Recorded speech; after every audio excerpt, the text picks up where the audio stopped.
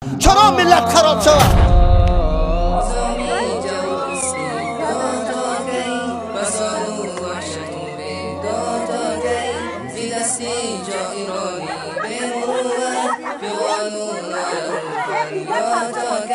نظامی جور استبداد کی فساد و وحشت و بیداد کی زیر جا ایرانی به مروت فی قانون و فریاد کی زیر جا ایرانی به مروت فی قانون و فریاد کی بشر خارعی آدم ببارد حصاری کفر ظلم آباد کی وطنداری ضعیف ناتوان وزیری خنجری جلات کی بشر خانعی آدم ببارد حصاری کفر ظلم آباد کی وطنداری.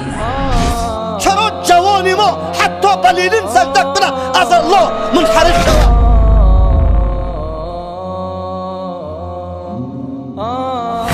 به خاطر که معلمین سو، معلمین خاین، معلمینی که نعوذ بالله دشمن ملت بود در رأس امی شاگردان قرار گرفت.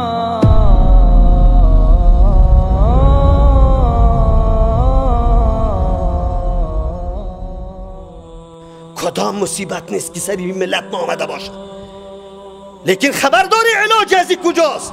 علاج ازی ایمان نیست، تقوا نیست. ما عقیده نداریم، ما تقوا نداریم. وعده الله حق است. الله میگه لفتحنا علیهم برکات من السماء والارض ولكن كذبوا، لیکن این مردم تکذیب کردن وعده های مرا، یقین نمیکنه با آن چیزی که من در کتاب خود برش بیان میکنم، تکذیب کردن. چرا ملت خراب شود؟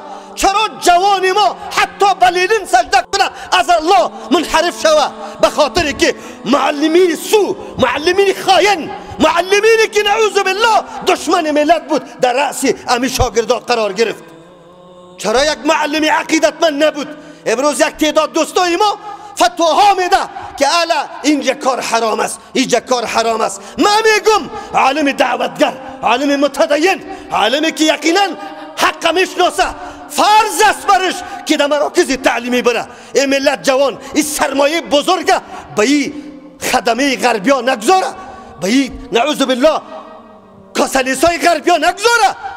ذهنی از یار خراب میکنه. چرا ملت خراب میشه؟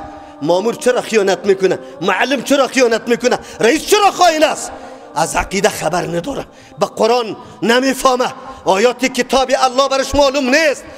ای جذاب و محاسبه و گپات از ذهنش نگشته.